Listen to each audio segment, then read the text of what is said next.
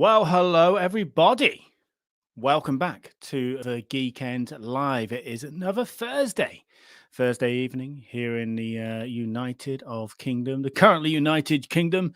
Good evening to you, wherever you are on this football we call planet Earth. You are very welcome, where we are going to chat about some movie stuff. We've got some Lord of the Rings in this week's alleged entertainment. We've got some Star Wars Visions. A trailer has dropped since we last spoke. I'd like to know what you think of that trailer. And also, we have our final The Chat Batch, where we'll be looking back at the final episode of The Bad Batch, and I suppose the series as a whole, season 1, which has now come to a close. So let me just pop over to the chat to do some hellos. Glenn, the geeky hippie, is back after missing the big return last week. Good day, folks. I made it this week. I am actually awake. Congratulations to you, Glenn. David, hello to you, mate. Hello there, Geekenders. I hope you're doing well, mate. I hope you're doing well, David.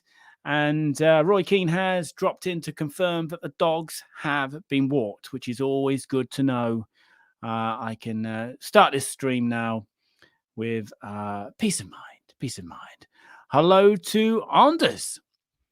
Good to see you, my man. And also to Simon D is here because, Simon, along with Sidge, doesn't quite have his priorities in the correct order. He puts basketball ahead of the Geekend Live. But as he says here, basketball got rained off thanks to the good old British summer. So, basketball's loss is the Geekend Live's gain. Simon, good to have you here. So as mentioned, we are going to do the chat batch later. And I have a co-host who is familiar to all of you. He's been a co-host before for the chat batch, but he is a regular. He's a regular part of the Geekend Live, usually for his... I was about to say abilities, timekeeping abilities, but the ability for him to keep me to time at least has not yet been demonstrated as being any good. But he does try. And Chad, the Stopwatch Campbell, will be joining us in human form, virtual human form, a little later on. So the chat batch will start in about 25 minutes. And I know not everybody sticks around for that. So I will give a heads up before we enter the chat batch mode, in case anybody is avoiding it or just avoiding spoilers. You might be just avoiding it in general. Also, if anybody wants to drop in, we're going to do some, we're open to doing some drop-ins. That's what they call it on the internet, isn't it? Like, in radio, it'd be a phone-in, wouldn't it? But I think on these live streams, people call it a drop-in. So if anybody wants to drop in and talk to Chad and I directly, and also obviously to the chat as well, to give us your thoughts on that finale and also the season overall of the Bad Batch, then you are more than welcome to do so. What you need to do is, though, drop me, because I can't always see everything in the chat. Drop me an email. I've got this email open on the geekendyt@gmail.com. thegeekendyt@gmail.com. And if you want to pop on for like a couple of minutes, then I will send you the link that you need.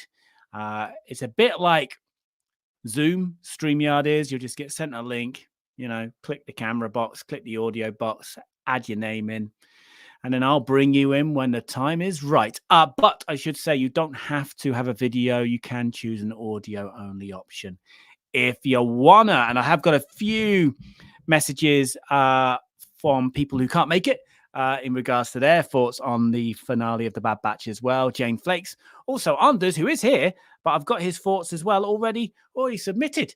So we'll read those out later as well. But let's do our first story. It's not Star Wars yet.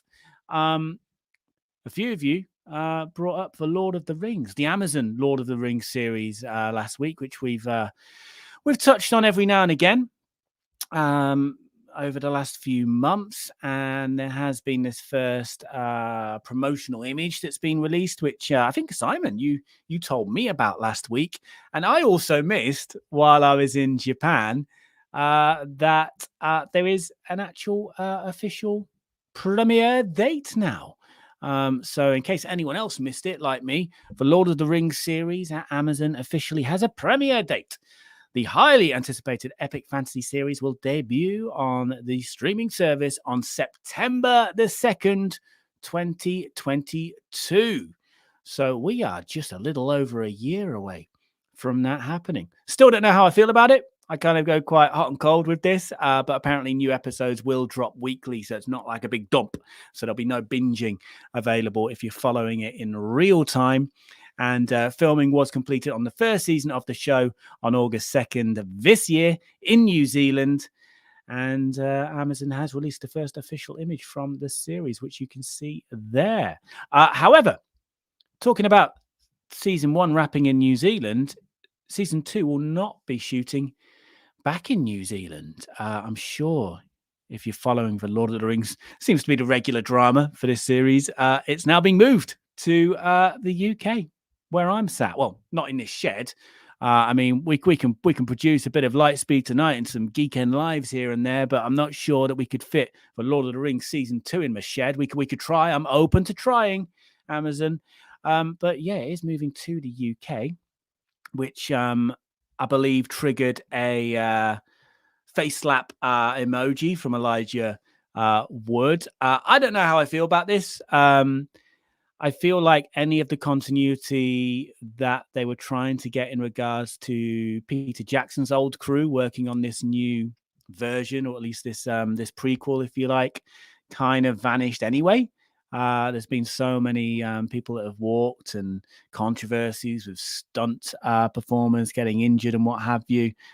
You only really hear bad news about this series, which is why it's quite hard to get excited about it. I'm all in for it, of course, but in terms of the move to the UK, I don't believe they've given a fully kind of fleshed out reason. I think COVID has been cited with the restrictions that are basically completely dropped in the UK, and New Zealand, you know, locking down over cases in single digits. I think that has been used as one of the reasons, but there does seem to be a bit of mystery around it. If you know anything more, let me know. But yeah, this was the this is from Albert Cheng, who is the co-head of TV for Amazon Studios.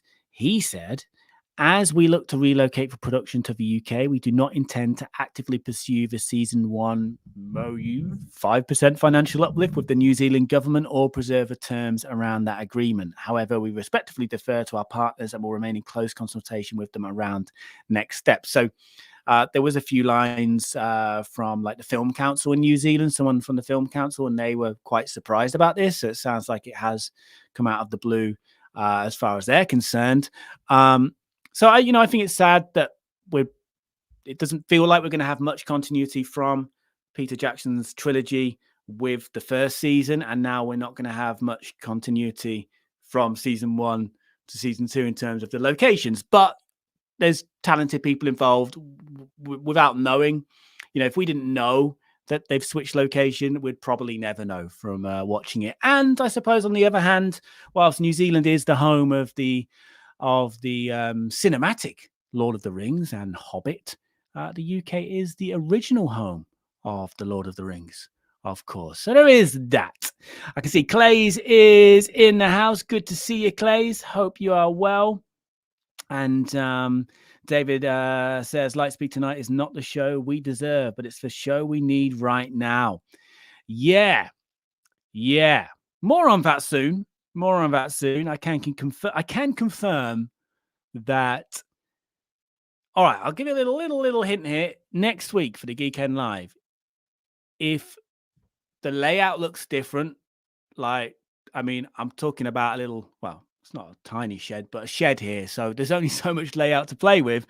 But if you see me coming from a different part of the shed, possibly with a green screen behind me and not the the fake wall on a wall, then that might mean that Lightspeed Tonight has either just been recorded or is about to be recorded. A plan is in place, put it that way. Good to see Chad is in the chat. And also, I noticed he had his timekeeping duties already in play, which is always good to see, Chad. I mean, I've got to be on time for you, basically, haven't I? We said 7 p.m. UK time, which is in about 18 minutes time. But whenever you're ready, drop in and I'll bring you in. Simon says, in regards to Lord of the Rings, I wonder if the New Zealand UK location was also due to keeping a tighter rein on the production legalities, health and safety due to production troubles with stunts, cast, etc. Yeah, there's definitely more at play here. Like I said, from what I've seen, from my in-depth research, there doesn't seem to be a huge explanation for the move. Like I said, I definitely saw COVID cited as a contributing factor, but there's definitely more at play here. And as you mentioned, there have been production troubles with cast, stunt performers, and I think some of the production staff have walked as well. Some who were loyal to Peter Jackson who didn't like the direction it was going in. I think I'm right in saying that. There's definitely more at play here. Surely. It's not just down to COVID. I don't believe. Glenn the Geeky Hippie says, in regards to I think Lord of the Rings and also the Wheel of Time, which you're going to tell me all about, Glenn, at some point. I know you've sent me a message about it with a link, which I'll read at some point, because I don't know much about it. So maybe one day when your channel's up and running, you should come on and tell us all about it. But yeah, Glenn says, I can't believe they gave a date for that for next year. But the Wheel of Time is coming in November. Do you mean the Wheel of Time is coming this November and there's no exact date? Is that what you're saying? November is in what's like 2 or 3 months away. There is no exact date. Is that what you're saying here? And yeah, and therefore Lord of the Rings, a little over a year away, has already given us that exact date. They're cutting it fine, aren't they? Unless they're just going to drop it by surprise. Maybe Peter Jackson chased them out of New Zealand with a CG pitchfork. Maybe. And Glenn the Geeky Hippie adds, both are Amazon productions. Okay. Where was because I know Amazon do a lot in the UK, which is why the move was probably quite easy for them, because they have their infrastructure here and people here already. Was the Wheel of Time done in the UK, or is that being substituted over to New Zealand as a replacement? But yeah, that's crazy if it's coming out this November and they haven't given an actual date yet. Oh, Prague.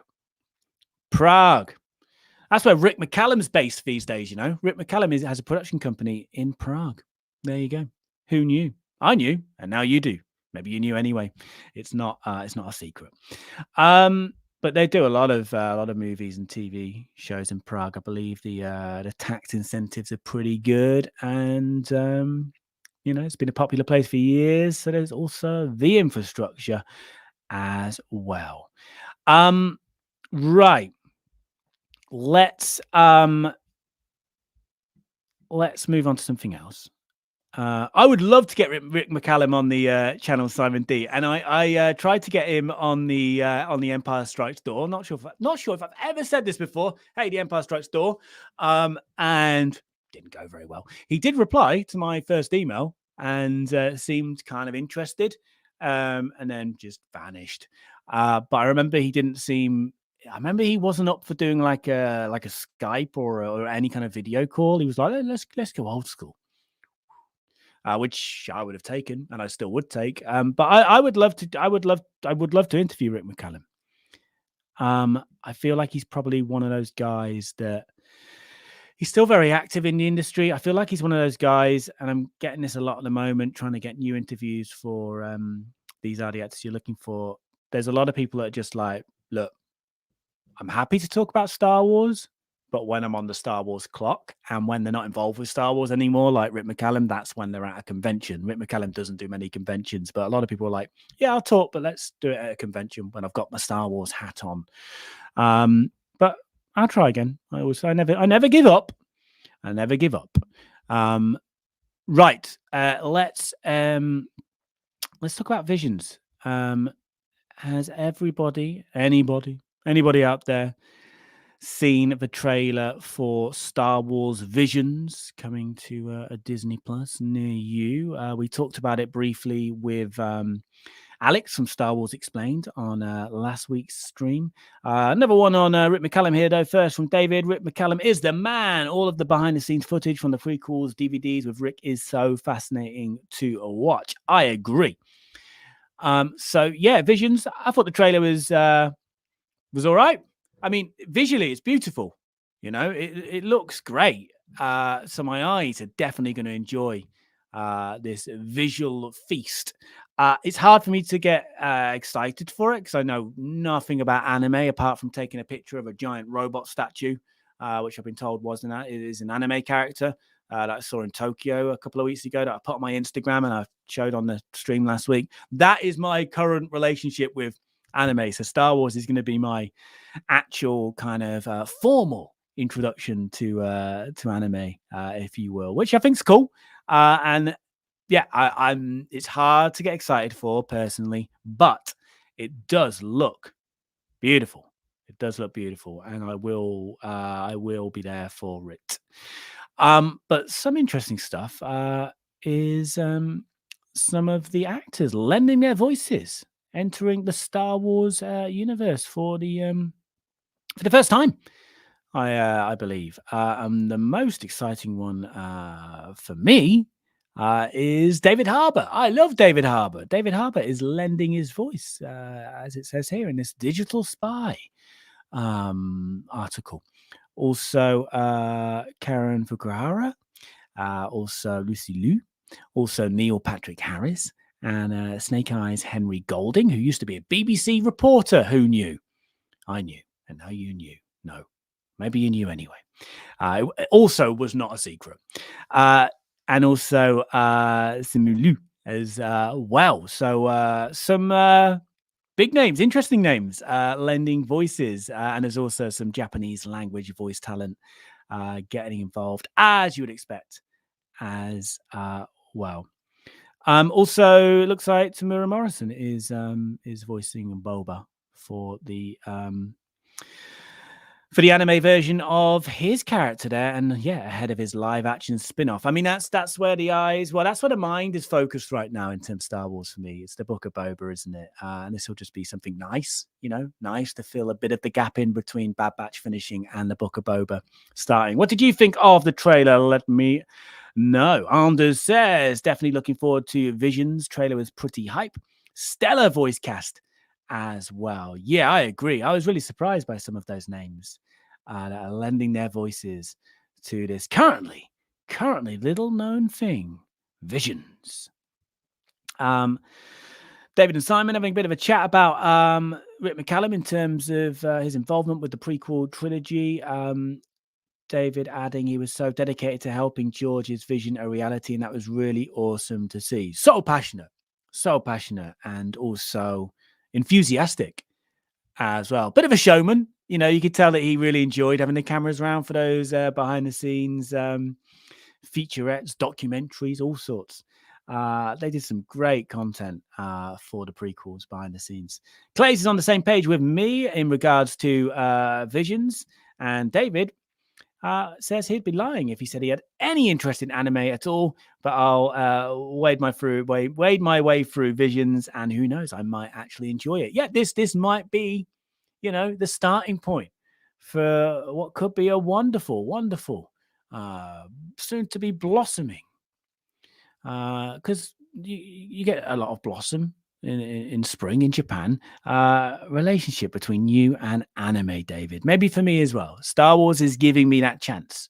Let's see how I take it and how you take it as well. But yeah, again, I'm the same, really. It's hard to be excited for it, but I will be there, and some great voices, great actors behind it, involved with it. And obviously the people involved making it, are from actual anime production companies in Japan. They know what they're doing. I like the fact it's not canon as well. I'm cool with that. I'll be there. And again, visually looks lovely. Right. Also, what else was I going to do? Yeah, Mandalorian. We still don't have mentioned the Book of Boba there. We still don't have an official, because I thought we did have this right, but apparently we don't. We don't have an official. Yes, we have started shooting for Mandalorian season 3, but it looks like they are about to start shooting next month, according to this guy. Not that guy on the screen, but that guy is in Carl Weathers. Carl Weathers reckons, and he probably should know as someone who's starred in it and also directed episodes of it as well. He reckons it's starting next month. So, as this comicbook.com article says, though no official word from Lucasfilm has been revealed, another voice from the production of the Mandalorian has revealed a potential start date for the highly anticipated third season of the series. So this is probably where I thought this had already been said. Apparently, Giancarlo Esposito previously said that filming would start soon, but now Carl Weathers has given a more specific time frame. Speaking during an appearance at Steel City Con, the actor revealed that he'll be acting and directing again in the new episodes. And he said, we're going to start a new season of The Mandalorian within the next month. Yeah, that's pretty much it. He did add, yeah, and I get to be in front of camera again and I get to direct again. So there's two things or three things. Two things definitely being confirmed. You know, he's not going to make it up about being in it and also directing it. Production dates could still slip. That's kind of out of his control. But that's cool. That's cool to know that we're getting closer. We've got the Book of Boba, and, you know, we're not far off Star Wars being in that place that the MCU is at the moment, where it is pretty much back to back to back to back to back content. We've had some pretty dry spells with Star Wars, and I know the animated stuff isn't for everybody. So if you were last here for The Mandalorian, wow, what a wait you've had to get to the Book of Boba. And it's not over yet. Yeah, Werner Herzog does need to direct an episode. It's a shame they killed him off. Yes, he did. He did. Carl Weathers did mention he'll be both behind the camera and in front of the camera for season 3, which is cool.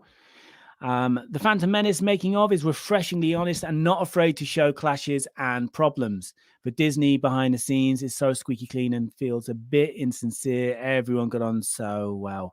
Yeah, they are very different in their styles, aren't they? And it still surprises me how honest the Phantom Menace making of was and is. Really refreshing because, yeah, I don't think it's just limited to Disney. I think a lot of film companies these days sort of airbrush the behind the scenes features. Yeah, but I mean, I'm looking forward to, I think it's August 25th. It's the Luke Skywalker Mandalorian Galleries episode. Looking forward to that, which I'm sure will be squeaky clean as well. But some of the clips they've already released, I think they got leaked initially, of Mark Hamill on set. Just yeah, I'm there. I'll be there August 25th. But yeah, different time, man. Different time, different style, and I would definitely prefer that style that we had for the Phantom Menace making of over what we get now. But hey. Yes, Chad. I know 5 minutes remaining, but I mean, if you're ready, I'll bring you in. Phil's here. Phil Hawkins, fashionably late. Yeah, I mean, it's not 5 minutes before the end. I mean, Chad's just doing his job essentially. It's 5 minutes before the end of the regular stream, I guess. But of course, we have the chat batch, the Chad batch today, piggybacking onto the end of the Geekend Live for the final time. So, Phil, I'm glad you've popped up now because you'll remind me, or just your presence reminds me that I need to, this week, at last, get the correct branding on because I haven't a lot recently. So I'm doing it now, even though we haven't officially started. I'm doing it now just because I don't want to forget, because David is here tonight, a.k.a. Jones Capone. I have linked to him in the video description. He designed that logo. And of course, Sidge. who has clearly chosen band practice over us tonight again. He also named it. I don't know what I contribute to this channel. It's all down to you guys. Yeah, we had a bit of a few weeks off when I was selfishly in Japan, but yeah, it's been fun. It's been fun chatting to some new people, old people, and today a reminder: if anybody wants to phone in, drop in video or just audio, you are more than welcome to join Chad and I. Drop me an email on the Geeknd YT at gmail.com if you want to just pop in for a few minutes just to say hello or just to give your thoughts on the finale or the season overall. You're more than welcome, so I'll keep an eye. Chad, if you're listening, can you remind me to check the email every now and again in case I forget? Please, thanks. Because now you don't have to worry about timekeeping, because we've done it. We're 3 minutes away from hitting the deadline for once. So your next thing to worry about is reminding me, whilst you're answering and chatting with me, answering questions, chatting with me and stuff, to remind me to check emails every now and again to see if anybody wants to join us. Right. Simon D, final message from Simon D, because Simon, I know you don't watch the Bad Batch, so I imagine you'll be leaving us not to play basketball in the rain. But Simon D says Jackie Chan should direct a Mando episode. Imagine the fight scenes. Yeah, and they've got some awesome stunt performers who I'm sure would love to work with Jackie Chan. Brendan Wayne being one of them, although I don't think you're allowed. I don't think you're supposed to brand him as a stunt performer. I don't think he likes that, but maybe we'll find out one day in a future episode of a certain interview series. Yeah, it would be epic. It would be epic. David agrees. All right, let's head into the chat batch, and just to prove it, I'm gonna put up the graphic full screen ahead. I don't have any exciting video to play in or anything, some titles or anything. But where's the branding on? Where's the branding on? Don't do this to me now. Let's bring the branding back. So I actually remembered to put it on. So it needs to at least stay on for the duration. All right, everybody, let's bring Chad in. You all know him as Chad, the Stopwatch Campbell. Here he is. Chad, welcome back to the Geekend Live. Hey, what's up, guys? Yeah, man, how are you doing? Good. Am I too loud? Am I too quiet? Give me time. Okay. All right. Volume-wise, at the moment, it's all good. Let's see what the content is, and then I'll decide whether you need to tone it down, turn it down, or wash your mouth out again with soap, because we do have to mention that the last time Chad came on could have been the last time, because he swore on this channel, where I so far have never sworn. I don't think I've ever sworn on this channel. No, it's impressive. Thank you. Not so impressive was you. First time here, effing and blinding. I dismissed you immediately to go and wash your mouth out, and you've come back with a clean mouth. Yeah. Yes, I'm gonna do my absolute best. I'm not sure I will be as impassioned towards things with this one, but we'll see. We'll see what comes up in the chat. Yeah, I can't remember, to be honest, what provoked you to release such vulgar words from your dirty mouth. I can't remember. Yeah, I want to say it was something with someone asked about who shot first or whatever, and I just got to the breaking point of having that question determine whether you like Star Wars or not. So, who shot first, Chad? Yeah. Oh, who shot first? They both did. They shot at the exact same time. No, just kidding. Han shot first in my book, but I don't think that makes you less of a fan or anything. What's up, David and Simon and Glenn? What's up, everyone? Yeah, there's some love for the stopwatch in the chat. Right, Chad. I guess while I got you here, I should also mention, I think most of you know already that Chad also has a production company, a YouTube channel, the Alamo Studio, which I've linked to in the video description. On the YouTube channel, they release films occasionally, documentaries occasionally. Do you want to just, for anybody that didn't hear you, maybe some were so disgusted by your language last time that they tuned out and didn't get to hear about the Alamo Studio. So for anyone in boat, do you want to tell us a bit about it before we crack on with the chat batch? Yeah, guys. So the Alamo Studio is the studio that I help run. I help produce a lot of films. We make scripted films, we make documentaries, we work with various people. Just this weekend, I was at Grand Rapids Comic Con. I got to meet, and I can't remember his name. Isn't that terrible? The guy who is the lead sound designer for Lucasfilm. So that was Oh, pretty cool. well, Um, Ben, not well. Ben Burt's kind of been. Has he been kind of relegated? It's not Ben Burt. Ben Burt's I the no, it legend. wasn't. It wasn't. It wasn't Is it Ben. Matt? No, Matt. He also did General Grievous's voice, and he was Bib Fortuna in the Book of Boba, and he did another. no. This is the guy who helped Matt decide. Wood. Matt Wood. Okay, no. Well, I don't think it was. He's helped he helped decide like what Baby Yoda sounds like and all that kind of stuff. He is the lead sound designer. He was an associate on Force Awakens, and now he's become the lead as they've gone. So he's newer Lucasfilm. So Okay. Did you interview him or anything? I did not. No, I couldn't. He didn't even do a panel. It was just like meet him and shake his hand and stuff. I met him at the after party and just talked with him. But yeah, that was cool. I got to meet the guy who's the stormtrooper that shoots Grogu, like stuns him. So that was cool. It was a fun time. But yeah, guys. So we do con videos, that kind of stuff. We have Duel of the Skates. That's my Star Wars related documentary, which is about setting the world record for the largest lightsaber battle of all time. It was a really fun event we did here in Kalamazoo, Michigan. And yeah, that's kind of my stuff. Yeah, no, it's there's some great stuff. There's some great stuff on the channel. I got a comment now, Philip Hawkins.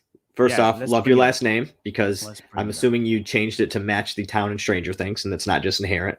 No, so the We Want VHS, I released a movie called Last Day for Videos, which was about the last day of the last video chain in the world. And basically I got I was gonna say confronted. That sounds terrible. I got asked if I would do a VHS release on it, and so I did a video on that. And like, wow, there's still a VHS industry. Absolutely. So that's how we do it. Glenn, yes, you're a Michigan person. Let's meet up whenever, man. Are you two locals? I mean, I get Michigan for all I know. So yeah, I mean, but we're a couple hours away. Glenn, I got some film festivals coming up that I'm going to. I got one in Lansing. I got one in Bay City. I got one in Sault Ste. Marie. I don't know if any of those are close to you, but we can always meet up there. I would love that to happen. You guys, if you do that, you've got to FaceTime me or something. Absolutely, we can do that. I mean, you don't have to if you want to. I don't want to sort of, I don't want to, No, you said we have to, so now it's obligated. So before we get into the Bad Batch, while I've got you here, and you are a Star Wars fan, have you seen the Visions trailer?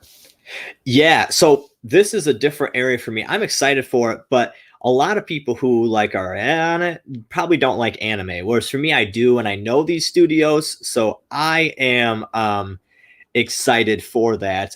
Just to be able to, I don't know, see something. I also enjoy that it's not canon. So someone could literally use their imagination, you know? You don't have to adhere to someone else's imagination. You could just make it up using, Star Wars elements and settings, or, just make it something crazy that involves lightsabers. There's so much you could do here. It won't be for everyone, right? Anime is much more niche. And Stranger Things is like, the Avengers series, the MCU, or Stranger Things, sorry, Star Wars is like, the MCU. It's like everyone can get something out of it and enjoy it for the most part. Anime is like the 4-hour Snyder cut or something. It's much more. Not everyone can get into it, but if you can, and it's a combo, I'm excited for it. Yeah, well, let's I mean, that's to come. That's the future. We've still got to deal with a bit of the past still, which will eventually become the future, because there seem to be some certain hints in this finale of what might be coming, not necessarily with just the Bad Batch season 2, but yeah, about this Bad Batch finale. I've been hearing mostly mixed reactions from people. And Chad, you are a person, so put your reaction into the mix, will you, for me, please? Absolutely. So here's the thing. I want to say this right away. I watched these 2 episodes back to back. So I waited and I didn't watch part 1 before. I watched part 1 and part 2 back to back. So for me, it was all 1 episode. And in that case, I felt it was really solid. I thought it managed to go deeper and say a lot more than Star Wars usually does. Um, and I also enjoyed that this didn't do this. The episode didn't do all the stereotypes that we expected, right? Like a lot of us fully believed that in the end, Crosshair is going to turn good and sacrifice himself in some dramatic fashion because that's what we do in Star Wars, right? That's Darth Vader. That's Kylo Ren. It was David Accord. Sorry, I just read in the chat. Yes, Oh, it from was David Glaze. Accord. It was David Accord. Thank you, Glaze.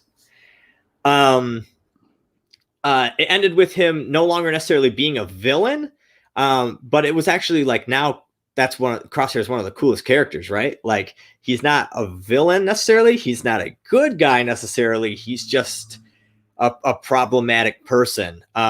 Very, very real to me. And I really liked that. So and for me with the going deeper, I wasn't upset, and I think people will be upset we didn't get a lot of answers. We didn't, but we know there's going to be a second season. I thought this is how you should end a first season. Like we still don't know a ton about Vice Admiral Rampart. We didn't have this big direct conflict scene between him and Hunter, or he and the Bad Batch as a whole. I thought the political commentary, I'm going to go there, guys. Politics. The political commentary in this episode was incredible and the most on the nose that I've ever seen Star Wars be.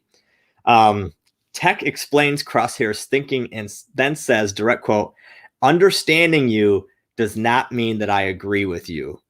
And man, what a powerful line of dialogue. Like that is deep, man. Understanding you does not mean that I agree with you. The ability to see and acknowledge another point of view, I thought that was huge. It's something that like the internet's kind of cut out from us. Like we don't feel like we need to do that anymore, right? We don't need to try and understand why someone thinks that way or what makes them think that way. We just want to hate them right away or judge them right away. And that's for every side, right? That's not like that's not conservative or liberal thing. But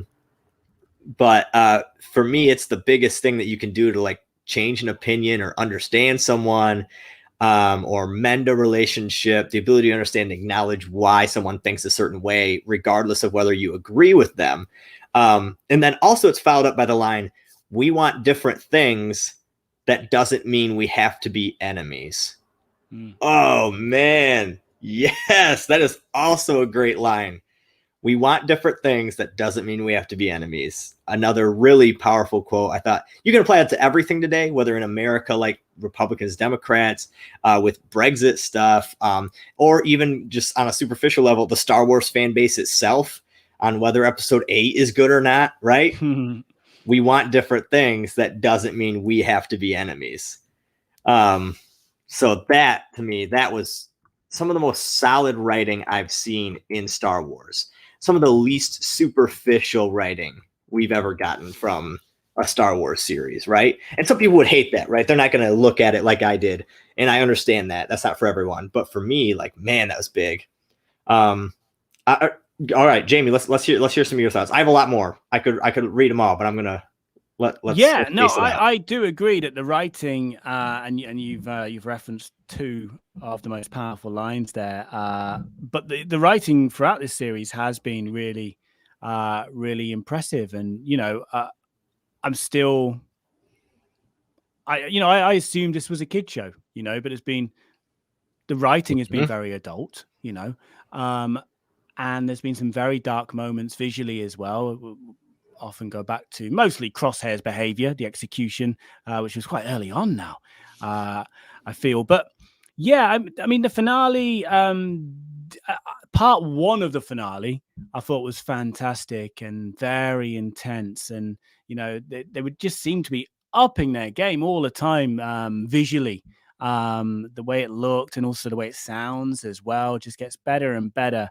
I feel like part 2 of the finale, which was episode 16, yeah, kind of lost some momentum for me. Whilst there were some brilliant moments, and actually, for me, they do actually connect to the lines that you said earlier. But there's something that you might have seen, Chad, earlier. Anders said, Anders, I know is in the chat, but I'm going to read out his, save you typing it again. I'm going to read it out, his thoughts on the final episode, because it's kind of in tune with where I'm at as well. I'm not going to give my score yet, but Anders did give his score, which was a 6 out of 10. He said, it wasn't bad, but it could have been better. Chad's gone. We did lose Chad. When did we lose Chad? Have I just been rambling away for minutes to no Chad? Maybe Chad will come back. Maybe he won't. Did I say anything particularly offensive? Did he swear? And did the system automatically boot him out? There he is. He's back. Chad, where did you go? Oh, so sorry, guys. I have no idea what happened. I have my phone on standby just in case. You were about to swear, and you did the right thing. You took yourself out. Oh no, I'm glad it cut out the audio when it did, because I did swear quite a bit. But yeah, no, I'm back. I'm sorry, guys. So I'm going to read what Amanda said. He said it wasn't bad, but it could have been better. They probably should have put the last 2 episodes together. Season 1 had quite a few high points, and I'm looking forward to seeing what they do with season 2. And Anders, I know, has been on board consistently with the Bad Batch throughout the season, and I'm with him on that. It's a minor complaint, you know. They do know what they're doing, you know. They know far better than me. But I also, you know, sitting here in my armchair, I also would have perhaps in hindsight. Like they opened with the extra long pilot episode, which was about 15. No, it was like 90 minutes, wasn't it? 70 minutes, yeah, 75, something like that. Why not end on that kind of, rather than finale part 1, finale part 2? Why not end on that note, and then also perhaps shorten it slightly as well? But yeah, so it wasn't the perfect finale for me. However, it left questions unanswered, and you touched on this, Chad, earlier. That's not a bad thing, you know, because we know there's going to be a season 2. You know, that is not a bad thing. And I think Alex mentioned this. Alex referenced the way Loki ended last week as well, and it all got quite confusing with Owen Wilson's character towards the end, not recognizing Loki, and you're like, oh no, it's going to end. Oh, Loki will come back. Okay, I don't mind. I'll wait. You know, we know the Bad Batch is coming back. But I suppose the way it ended, the intriguing end to the episode, got a lot of people talking. I'm going to bring up something here, Chad. All right, I'm ready for it. Can I rant a little while you do that? Oh wait, no. Let's see it. I've done it already. So all right, let's see it. This has since been confirmed and I have to admit, this is all stuff I've learned from other Star Wars fans, you know. Now is this hold on, just looking at it, is this the thing in Mando where we saw like potentially Snoke, or no, that was all icy, that wasn't at all snow? I'm wrong. There was some green, though. There was some green, wasn't there? There was some green in one of the planets. No, it was the green was the planet where Valen Hess was. Okay. One of the Bill Burr episodes. But there is people think a connection. Well, I mean, let's go into this, because I was wondering if you would explain it, Chad, but I don't think you can. Just judging by your first reaction to this. So this is where the episode ended. And there has been so Nala Se has been led here by the Empire to work. They have great ideas for Nala Se, and I saw people. I was thinking, well, this is all quite intriguing. What does it mean? And I saw people freaking out a bit online, saying, "Oh my god, is it that place? Is it that place?" And it has been since confirmed as that place. Let's find out a little bit more about that place. Yeah. So Nala Se has been, now, first of all, should add that the executive producer Jennifer Corbett said something in an interview in regards to this place. What we'll say is where Nala Se is, what Nala Se is doing should be a mystery to the audience, and we hope to explore that in the upcoming season. She said that in an interview for StarWars.com. And then Gizmodo here, the article says, however, she didn't have to say much more when accompanying concept art for the episode released alongside the interview confirmed suspicions. So I'm getting to the point now, finally. But Nala Se had taken a trip to the planet Weyland, or Weyland, Wey, as it's noted in the new artwork. And the kind of the structure is specifically Mount Tantis itself, which was an important location from the old Star Wars expanded universe. And it was first introduced in Timothy Zahn's Heir to the Empire, and was one of the many secret storehouses of technology, Sith artifacts, and general sinister tat kept by Emperor Palpatine. He was a hoarder, basically, across the galaxy. And it seems to have been brought back. So a lot of the, I guess, those who are well versed on the expanded universe got very excited when they saw this and thought, "Is it?" And it has since been confirmed. And there is a school of thought that, I mean, they said it themselves. Corbett said that in the interview that this will be explored more in season 2, but eventually there is a school of thought that it's going to take us into the Mandoverse eventually, and that's eventually going to take us into episode 9. So when you mentioned the potential Snoke clones that we do see in the Mandalorian, this could all be connected. I was hoping to get more from you on this, Chad, but looks like we're going to rely on the chat here. If anyone in the chat has anything, I'm so sorry. That's so not my area of like expertise, is that kind of stuff. I have a friend that like he would know exactly what this is and be able to tell us the entire story and all the characters that walked past it, their first and last name, and how it was briefly mentioned in a book and all that kind of stuff. I know I am very superficial on a lot of that. But yeah, I mean, it would make sense to tie everything together. I do rant on this a bit. I say that the ending with Nala Se, I thought it was interesting. I have zero idea what they're planning to do with her. Assumedly, it's going to be something with cloning, right?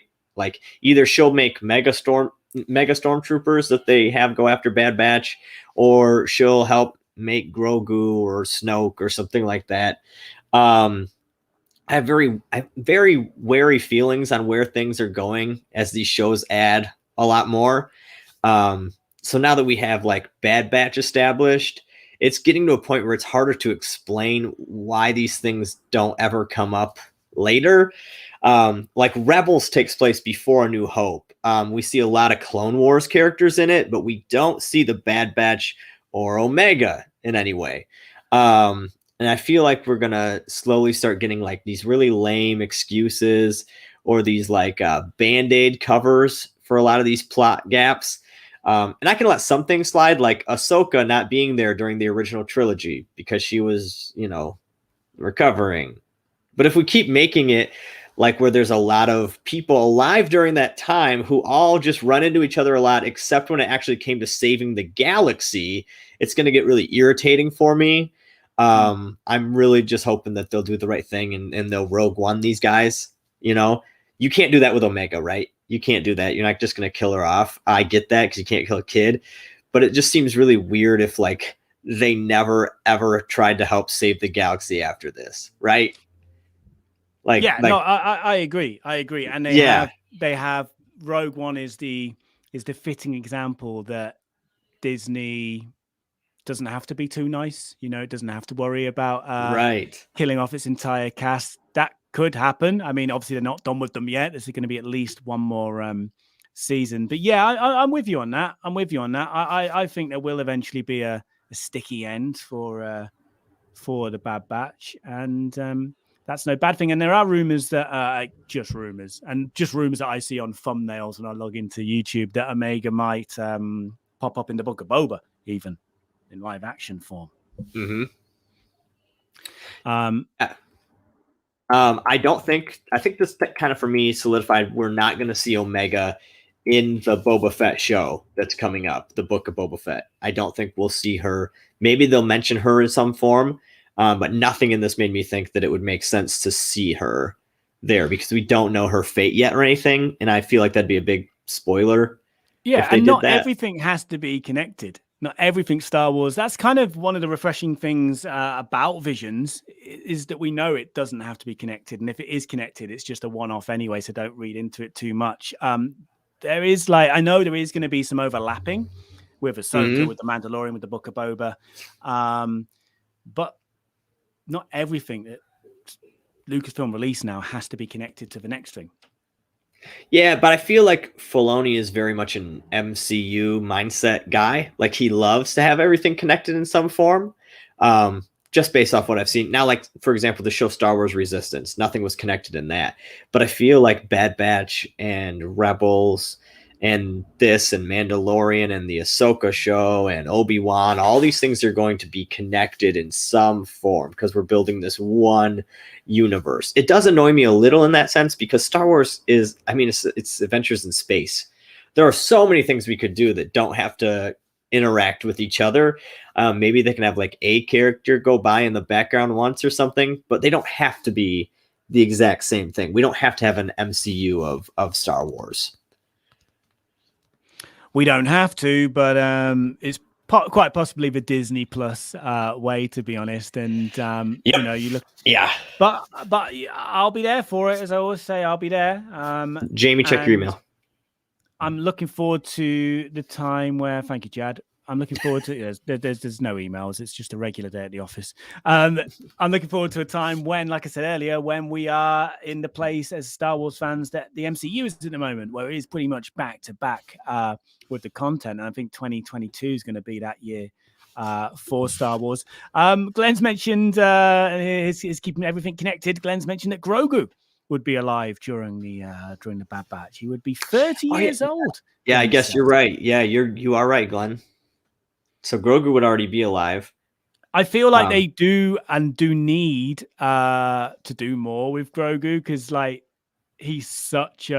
I mean, everybody loves him, and also he sells. Sure. He sells, and I would be happy if they bring Grogu into the Bad Batch or something that's not the Mandalorian season 3. I want Din and Grogu reunited, but there's got to be some time passed. You know, you can't just undo that very emotional separation of the two by having him turn straight back up again in episode 1 of the Mandalorian season 3. So use Grogu wherever you want, but don't bring him in until at least halfway through Mando season 3. I agree. Oh, I found some rants I had on this episode. I'm going to give these, and I want to see if anyone agrees with me. If you do I need a bleep? Do I need a bleep button? In the no, they're not bad. Some of them are good, but so go on then, rant away. I thought the music, Rant Campbell. Yes, the music was fantastic. Yeah. In this whole series, it was, but particularly I thought in this episode, I don't know if I say it Kiner or Kenner for Kevin. I think it's Kiner. That's kind of what I thought, but I don't know.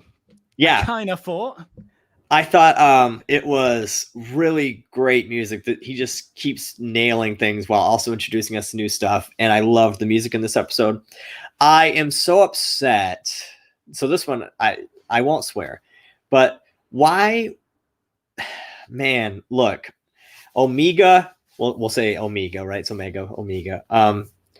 She has lots of people that like don't like her because most likely, guys, I'm just being real, they're sexist, and that women don't deserve a place in Star Wars. That's what I see a lot of times indirectly. That's not what they say, but it's what they mean. Anyway, her character, we should have let AZI-3 die, right? The droid.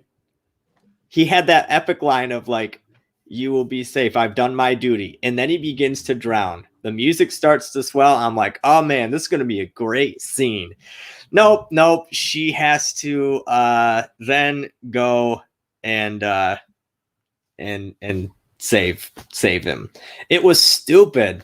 Like we had this moment for great emotions, but this droid, like we saw in a couple episodes now, she's got to go save him. She's so nice to everyone, but also dumb. Like you got to think about, like, you're now endangering so being nice everybody. Is being dumb. Is that what you're saying, Chad?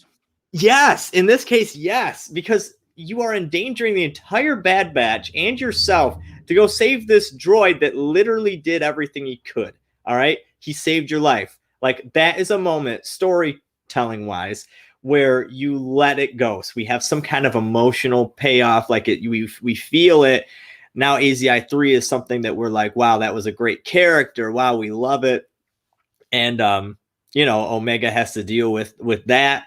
But we just had to save it. And it was so dumb. It was so stupid. I thought you could have made it an iconic character, but Omega deciding to almost kill herself so that everyone could be happy again felt really dumb. Everybody's happy apart from Chad. No, I'm with you. I'm with you on the droid. The droid who, as you mentioned, I think the droid popped up in like the first couple of episodes and then nothing for like 14 episodes or something. So it wouldn't have been a heavy death. It wouldn't have been a K2SO droid death, on but it still would have been like cool. It would have been like, impactful. There would have been some impact. Good evening to Star Wars Meg, who says, I immediately like Chad for saying that. A real Chad move. You said quite a lot just then, Chad. So I don't know specifically. Yeah, Meg, I don't know what specifically it was, but it could have been anything in that entire thing. I just thought like it was another thing that showed that like in some ways she kind of holds the Bad Batch back, right? She's their emotional thing, but she's also like they've risked their lives for her so many times. Like at some point she's a bit of dead weight. And that was it, all of it. Let's go with that. Thanks, Meg. Meg's clarified everything Chad said, mostly because you didn't swear. You didn't let me down. You haven't let me down yet. Nope, not yet. FKR, if the theory, so there's a theory that Omega is force sensitive, it sounds like. And FKR would not want that. And Grogu would appear in the Bad Batch. Also wouldn't want that. But they could communicate like he did with Ahsoka. I haven't seen. I'm not surprised that there's a theory that Omega's force sensitive, but I haven't seen that theory myself. I would be upset if she's force sensitive. How would that even? I don't know quite how that would make sense. I mean, I guess that would make sense as to why like they want to keep her around so much. Like why whatever her name is, Nala Say wants to keep her around. That would make sense. But I feel like having someone be force sensitive seems weird because they would have wanted a lot more force sensitive too. And if she was created, that means that you can you create force sensitivity? Like, yeah, I don't know, but it would for me, it would be more interesting if she's not force sensitive. It doesn't get me excited to have another force sensitive character. It just for the hell of it, it feels like to me it doesn't always have to be a force sensitive character.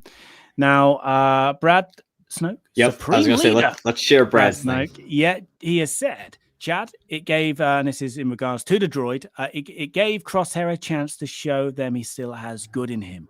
She is like a child running into the street to save a toy. That would have been tragic. Would you like to respond to Supreme Leader Brad Snoke? I agree, and I totally understand from a storytelling standpoint how you had to get to that point, right, to show an example to the audience for that. But I feel like that was not the best way to do it, to go after that droid that, like, I don't know. We could have had a better emotional moment and then have him save her in some other format, and then say we're even or something. I just felt like I wanted to see at least, especially in a season finale epic thing, I wanted to see at least like a emotional death of some form, like something. But everyone lived, and that's okay. It just, he was a character that doesn't need to exist anymore. Like, what is his purpose? You could have had him go, and it would have made him, I think, more iconic in the future than, letting him live. But whatever, we did it. Yeah, it is what it is. Gypsy Road. Hello to you. I haven't seen you for a while. Gypsy Road says, I haven't been here Gypsy Road? In a while. A lot of people haven't been here for a while. But Gypsy Road still loves this channel very much. I hope you're well, mate. We should catch up soon. It's been a long time. Brad Snoke has come back. I guess as a dad myself, it's so believable. Fair enough. Still love you. He still loves you. He doesn't necessarily agree with you, but you don't have to be enemies, do you? No, that's my whole point. No. And David's not so into the Amiga Force sensitive idea, saying I will be so annoyed if she's Force sensitive.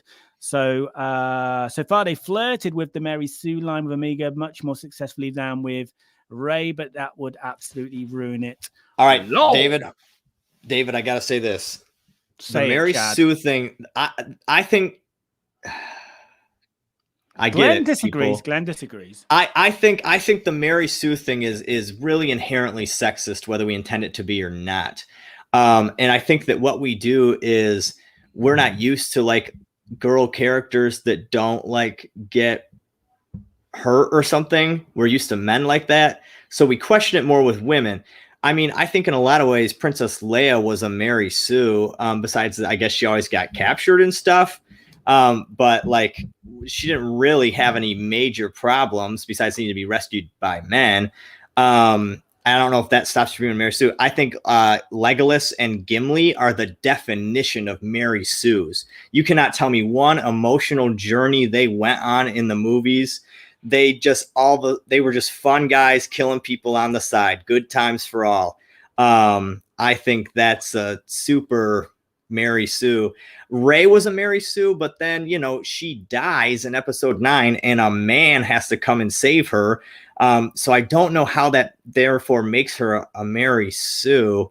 I don't know. I feel like it's just a inherently sexist term I don't like to use. I think that I don't like characters that don't have emotional journeys or things to overcome. So in that sense, I agree that Ray didn't necessarily have the same emotional journey. I blame poor storytelling in general on that. They didn't plan things out in advance. I think 7 started out where we could see a journey, and then it kind of fell on the wayside by not having an overseeing producer or whatever for these films. And I think in Clone Wars, like Ahsoka was called a Mary Sue for a long time until she wasn't a Mary Sue anymore. Now she's one of the most loved characters. But I'm not a huge fan of that term, but I do understand like where you're coming from. I think Omega has been pretty good at not doing that as much. I think Omega's had an emotional journey, and like the connection she feels to the Bad Batch is obviously deep, and I feel like we're going to get more into that as we go. But yeah, that's me. Let me just read out another message as well, because I don't want to forget to do this, because I'm sure that Jane will be watching back in the future because she can't make it tonight, but her thoughts on this episode, the finale of the Bad Batch, a 6.5, so only a little bit more than underscore of Anders gave it a 6, didn't he, earlier? She said, I did feel a little disappointed by the ending, but there is hope for more in series 2. Crosshair broke my heart with the sadness he felt having rescued Amiga and the droid when he turned around to find his brothers all pointing guns at him. I feel like the writers were building up to something darker and sadder, but then backed off to keep it nice. It was still enjoyable, though. In regards to Crosshair, it was I kind of felt sorry for him, only that they left him on, you know, the little island there. You know, I don't know how he's going to get off. I'm quite worried about him, to be honest. I just thought they could have at least dropped him somewhere rather than deepening the grudge by leaving him there. So now I'm hoping now that we get like a live action follow-up remake of Castaway with Crosshair as Chuck Nolan. That's what I'm wanting. That would be what a good crossover. That'd be fantastic. Oh yeah. David, I don't think you did not come across as sexist. It's an incredibly common term to use, and I use it myself. It's just me reacting to people that like use that as a coverall for subtle sexism, and I don't think you meant it that way. No, I don't think he did. To be honest, I wouldn't have read it out if I did. I mean, I do often read messages read them out before reading them, but on this occasion, I had more than glanced at it. I didn't get that impression from you, David, either. And yeah, no, David, don't take it as that I thought you came across that way. I just took that opportunity to go on a rant. and that was unfortunately at the expense of you indirectly. Please don't take that I think you were sexist in any way. It's just that I hear that term used a lot, but then people are like, Legolas and Gimli were awesome. Well, they're just as much. If we're going to use that term, they're also Mary Sue's. So I just try to avoid that term. But yeah, I agree. Rey didn't have as much of an emotional journey until 9, and then she dies and thinks she kills Chewie and all this other stuff. And that's a little too much. It's a little too heavy-handed in 9, but that's a totally different rant. But yeah, I mean, as David says there, he liked what they did with Omega, as we did see her journey, her progression, her learning from the Bad Batch, this whole new world, this galaxy, being introduced to dirt and what have you. And by the final episode, the tables had turned in a way. By the final 2 episodes, the tables had turned because she was kind of the guide to get them out of trouble because they were on her. I mean, they're all from Kamino, of course, but she knew about the underground network and what have you. So she became a very pivotal character to get them all out of trouble. I know they all played their role as well in terms of escaping to safety. But yeah. Anyway, we'll get the scores coming in soon for the finale. We're talking about the finale here. I suppose you could give us 2 scores: a score for the finale and also a score for season overall. But Chad, what are your final thoughts on the season overall, and also your hopes and, dare I say, fears for season 2? I'm ready. I loved the animation in this show. I thought it was the best looking animated Star Wars show we've had so far. Just really fantastic animation all over. It was a dark show that wasn't like so dark you couldn't tell what was going on. It used it well. I loved like the storm at the beginning of the end of this episode, or the beginning of this episode. It was just so good. I love the music. I love all that stuff. I think that I understand if people wanted more to happen in this episode and wanted higher stakes because it was like 90% action and escape. It worked for me, but that was largely due to the discussions that were in this episode and the fact that it didn't try to answer everything. Because we got an entire show to get through, right? We don't want to answer everything right away. Because and we don't want fans to come up with theories to guess what's going to happen and then be mad at it. Leave it vague for that. I think that overall in the show, especially towards the end, we could have used a little more Wrecker and Echo. I honestly can't remember anything that they did or said in the last few episodes, and I think Echo has been honestly kind of wasted. Like Echo came from Clone Wars with a really cool, story, and then Echo ends up getting into Bad Batch, and that seems to be all they knew to do with him. Like that was the end of his arc. And I think a couple times we got some Echo in this, but for the most part, like I don't even know what he brought to the table so much. Besides, he has a mechanical arm or something, but like he didn't really bring much out of all of them. I thought he was the most wasted. Yeah, I mean, Wrecker was certainly for the first half, I want to say, of the series. He was the comic pretty relief. Prominent, because the comic relief, but also like he had there were the hints of a dark side coming out of him with the inhibitor chip and what have you, the constant headaches. So you kind of had that feeling like Wrecker's got a bigger part to play here. That obviously drifted away when the chips were removed. But as Glenn said, Glenn's question, did Echo even have a line in that last episode? I can't remember. I don't think so. And if he did, it was like, look over there. Like that's kind of all they've done with him is like just like side things that he isn't doing much of anything. And for me, that's just disappointing coming from Clone Wars. I feel like they ended his arc in it, and now he's just like, they have to include him, but they don't know what to do. Yeah. And David has come back to you as well to say never any hard feelings for the legendary stopwatch. I mean, legendary, yes, okay. But of course we won't go into his failings as a stopwatch. But anyway, and David has also added, I appreciate the dialogue from a fellow lover of good character writing. Thank you, David. Thank you. It means a lot. Glenn, why did they stuff 2 clones per tube, but Omega in one by herself? Well, That's a really solid question, Glenn. Um, you know, for dramatic effect, you know, Yeah. that's the best answer that I can give I don't, those I don't, I things. don't think I can top that. I don't think I can top that. But FKR comes in and says they should explore Echo more with the next season, with him being a cyborg in a now probably droid-phobic galaxy. Oh Yeah, yeah. that is interesting. No, that's a great idea. I love that idea. Yeah.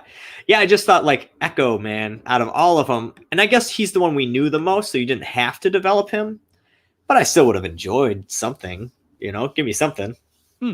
Hmm. Just literally a line, even in that final Yeah. episode, as Glenn says, we're not even sure he had one.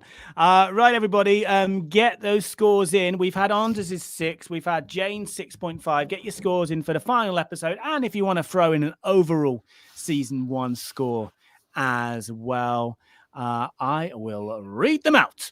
I want to hear them. So, Chad, while we wait for others to drop the scores in, what about you? What would be your score for the finale? First of all, My score would be, first off, everyone. I don't see anyone typing their scores. no, I know. Type, So I'm stalling. I'm stalling here. get those scores in, y'all. I mean, there's only 8 people watching at the You guys moment, so you guys have opinions. I want to hear them. You guys hear there's all of mine. You hear there's 8 everything. there's 8 There's people 8 people watching, watching. and one of them's Anders, who we've already got his score. Right, we've got Hey, a few coming in. We've got a few that's all coming right. in. For me with the finale, I'm going to judge it as part 1 and part 2 because that's how I watched it, and I'm pretty sure that's how it was written and designed, and they just split it up so that they could. It doesn't make sense otherwise. Usually when you write a 2-parter, that's how it is. I am going to give it like my normal thing, an 8, and the overall for the season, an 8. The best first season of any animated Star Wars show. I would watch this more faster than Clone Wars, the first season. Be real with me, people. The first season was not great. I'd watch it faster than the first season of Rebels. Definitely better than the first season of Resistance. Better than Droids, Ewoks, Lego Freemaker Adventures, although that's a fantastic show. But out of those 6, now the 7, I guess, with Bad Batch. Bad Batch is number 1 for me. Overall, in 8. I really enjoyed it. Jamie, how about yourself? Well, I can't. I'm hearing that quite a lot from Star Wars fans that this is. It seems to be universally considered to be the best season opener for an animated Star Wars series. I can't share that opinion because I haven't seen Rebels yet, and I haven't seen. I suppose Resistance counts as well. I haven't seen Resistance, so Resistance doesn't count. of course it counts. Don't be like that, Chad. You'll upset someone. Yeah, I think for me the biggest takeaways are the way it looked and the way it sounded as well.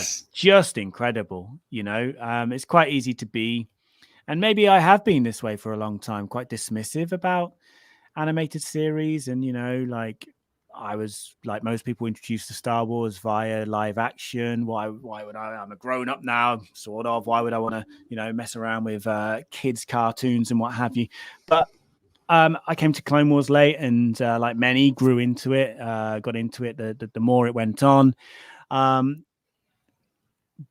the Bad Batch at times, it looked so good, you forgot in a way that you were watching an animated show. It just was tremendous. And I think like when I think back to season 1, when I think the first images that will flash into my mind when I think back to season 1 are going to be purely visuals rather than lines, rather than action sequences.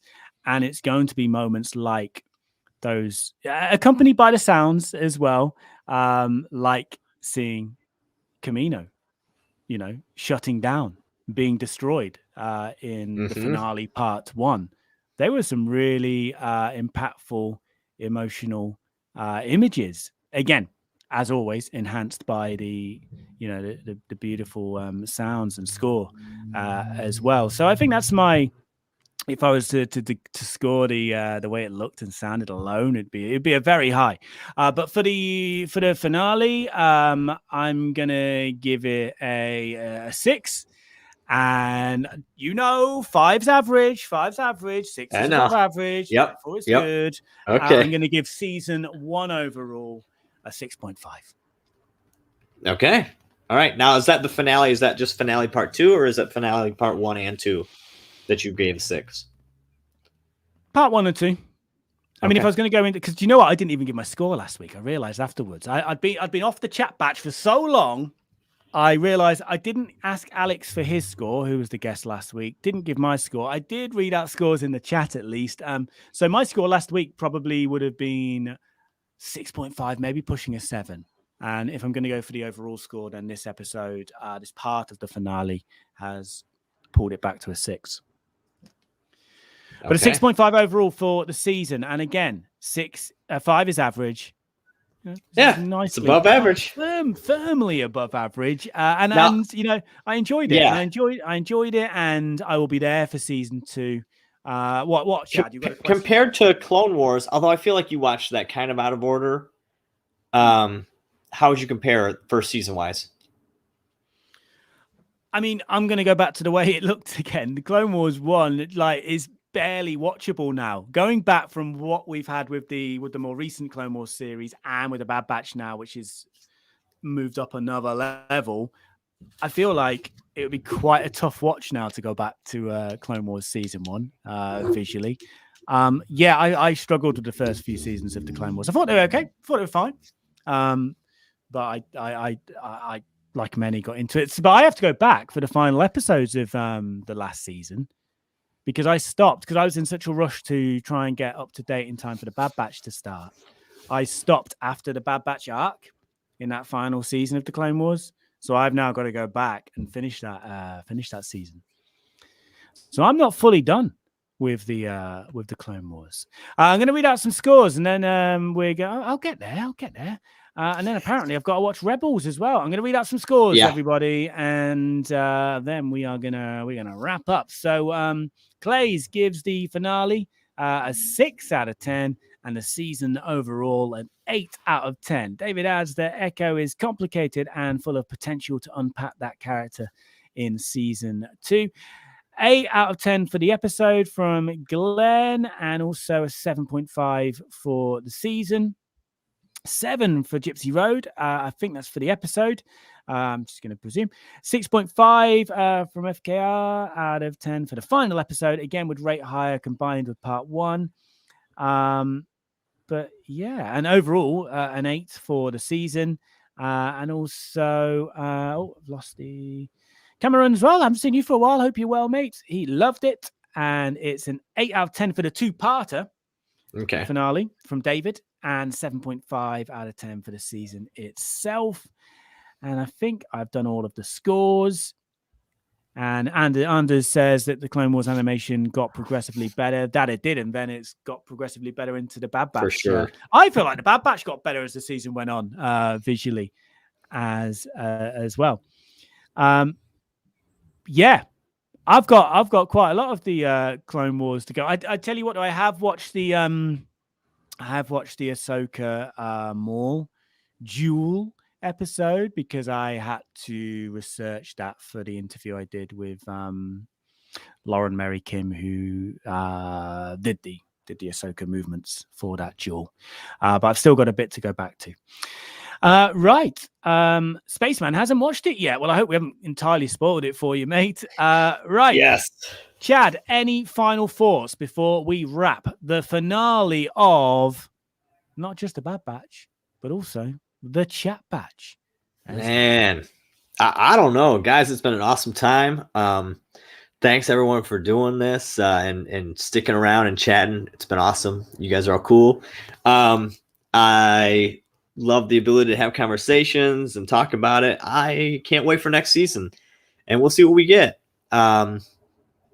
What else do we have coming up? Next, we have the behind the scenes Mandalorian Part 2. They're doing a 1-hour special on that. We've got Star Wars Visions, Book of Boba Fett. Are those the only 3 that we know have dates so far? I think they're the only 3 that are dated. Yes, we know there's Okay. likely to be a lot next year. Mando season 3, Ahsoka, possibly Kenobi's been talked about, but there's no actual dates. There's no actual dates. But at some Okay. point in the not too distant future, we are going to have back to back to back to back to back, never-ending story that is Star Wars. Man, I would love it if there's a point. Maybe I'd hate it, but I feel like I'd love it if there's a point where I can watch both Stranger Things and Star Wars, like, during the same week things are releasing for that. That would be cool. That would be like the ultimate nerd reality for me.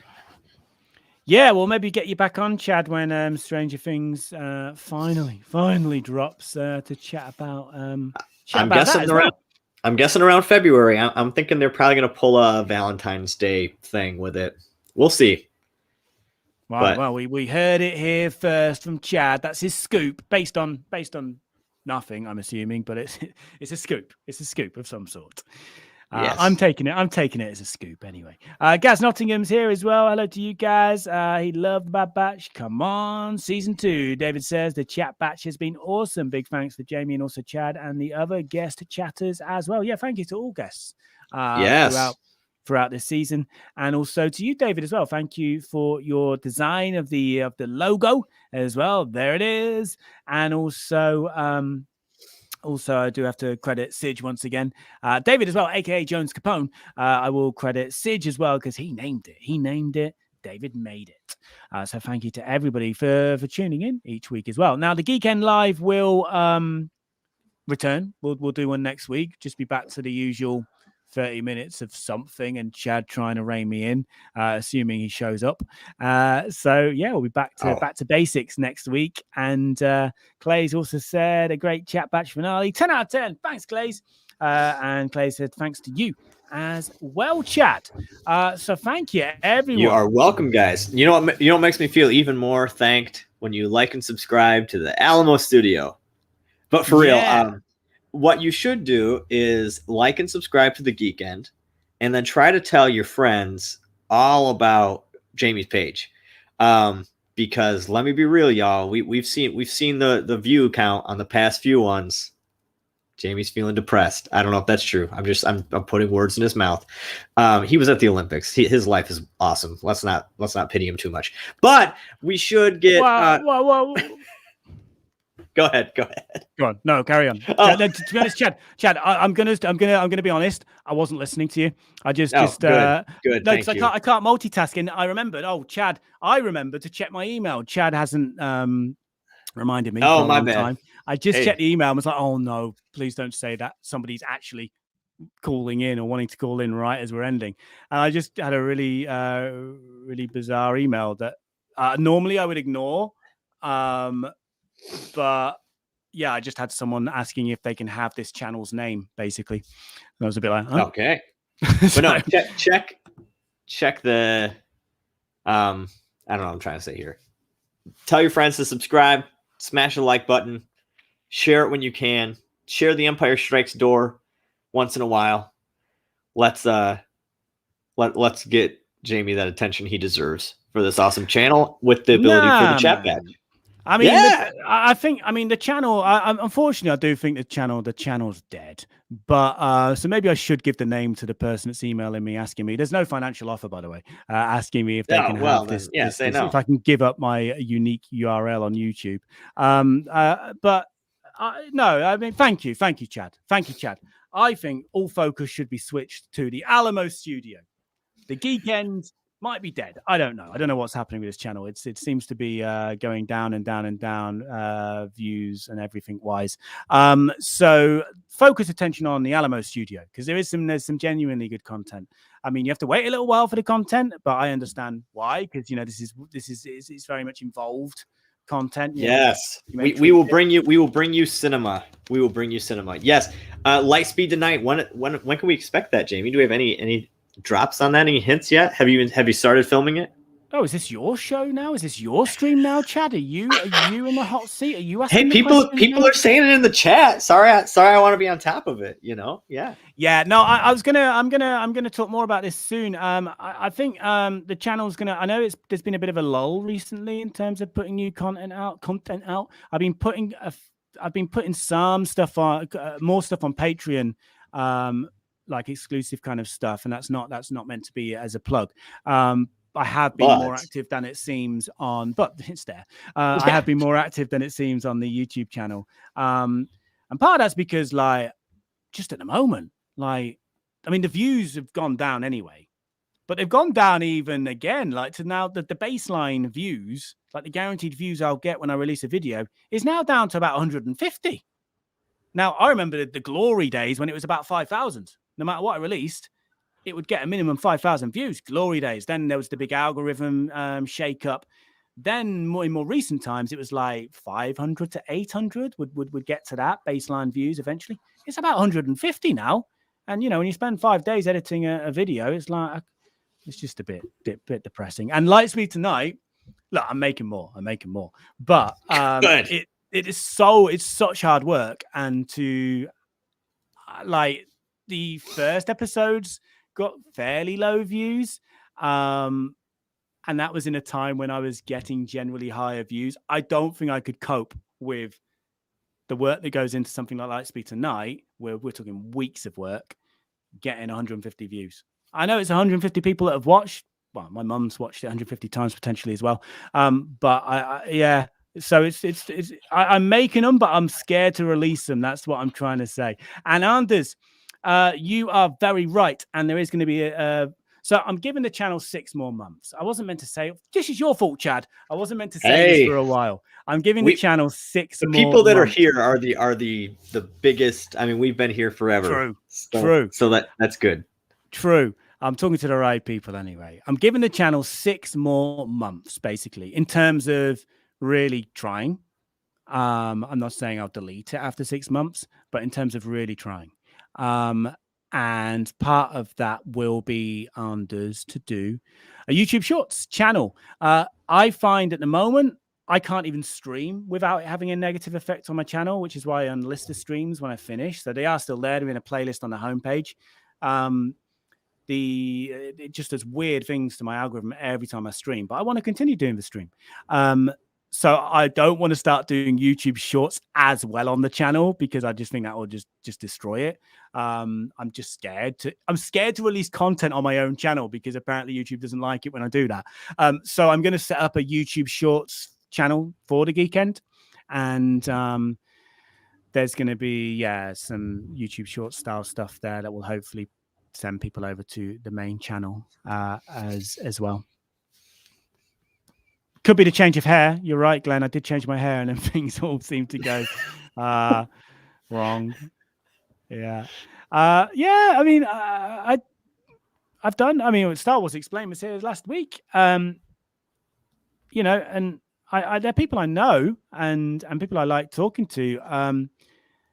But I don't think it's necessarily a route to success. But yeah, we could always do more. And that reminds me, by the way, I should, because I didn't do this last week either. Sorry to keep you all here.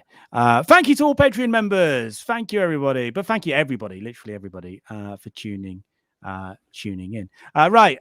Chad, thanks for that. Thanks for so I'm gonna do a video in a couple of weeks, like one of those dramatic videos. I'm so sorry. I just had to emotionally expose Jamie here for everyone. That was my plan. Well, so this video I had planned in to release in a few weeks was going to be one of those kind of dramatic, like, goodbye thumbnail videos, but like it was going to be more tongue-in-cheek than that because I've done that before. I think everyone's done that a few times. Goodbye yet again. But part of my thing is as well, and I haven't entered the new phase yet, so I'm okay to moan about it at the moment. I'm not going to moan about YouTube anymore. I'm giving the channel 6 more months of like really pushing it as much as I can. But in that time, I am not going to moan about YouTube because the way I see it now is I'm not good enough for YouTube. And that's my problem, not YouTube's problem. I've got to somehow adapt so I'm good enough for YouTube. Man. YouTube's not going to adapt for me, you know? It's not going to adapt for me. So what's the give point you of me moaning about it? Let me give you that emotional counseling I feel you need right now. It's not that you're not good enough for YouTube. It's that YouTube has become like MTV's The Cribs. And like, remember when MTV used to play music videos and then they changed and it was, Yeah, MTV's in the UK, isn't it? Why would I? That seems like a dumb question, but I'm like, do they have the same shows? Okay. And then we got like The Hills and all those kinds of things. Like that was what became MTV. It just became more dumb. That is what YouTube is right now. YouTube right now is in its Hills and Jersey Shore stage and all that kind of shit. It was just fun little videos here, and now it's this, and we have to be like that to get views. For me, that's less. It's a lesser thing than it once was, and it's you know it's hard to get through it. But don't think that you are less. I would blame YouTube for being less. You need to have a bigger ego, Jamie, so it's easier to blame others. Deep down, I know you're right, Chad. I know you're right. Okay. But I think it's easier. I mean, I've spent the last 6 months moaning about YouTube. It's got me nowhere. So I'm not going to put energy into it anymore. All right. I'm going to care less, basically. Not in terms of the content I put out, but in terms of the whole thing. And unfortunately, that means I haven't been looking at my analytics as much. And going to Japan, like so many people, obviously I had work issues during the pandemic and what have you, and being able to go to Japan and do the job there was so good. And I actually was able to take my mind off YouTube for a while, and I felt happier. And that's not about the streams, and that's not about interacting with people, because that's the best thing about it, the interaction. It's feeling like a failure, but also it's the analytics. It's in your face, and I want to be able to reply to every single comment like I often do. But that means I have to go on the analytics, you know? So I kind of want to find a way of being able to respond to comments without seeing subscriber counts and view figures, but there isn't a way to do that. So, but anyway, I was going to put this out. I will still put this out in a video. To be honest, I'm in quite a good place over it. I just don't care anymore. Good. I care about the content, but I don't care. If it works, I think that's good. You know? Good. But good. Yeah, so I'm kind of at a place where I don't give a flying. Not going to swear on my channel, but hey, you know what I mean. Can't call me out. Maybe your next video should be like, title it in all caps, you all failed me, and then it's that picture of you angry, and then like just have your hand like this, and then make a lightsaber as the middle finger, or something. I think that would get a lot of clicks. I'd click that. Yeah, man. Well, and by the way, I'm seeing lots of nice comments. Thank you, by the way, in the chat. I do. I've always said, like, a lot of the content on this channel is pretty evergreen. So at least on my deathbed, all of a sudden the algorithm might trigger something, and it's like, yay, it worked. I mean, you're about to die, Jamie, but it worked. It was for something. So and also hello to Astramus as well. Hello to Irish Tom also. And I always murder your name, Mr. Galvan, but Tadio? It's not Tadio. Mr. Galvan I'm going with. I've gone with that in the past. It was safer. But anyway, so there'll be more Lightspeed tonight. So David, I'm going to contact you soon about that. Chad, I'll talk to you about that when we end this stream in a moment. But everybody will. I'm filming Lightspeed tonight in the next 10 days.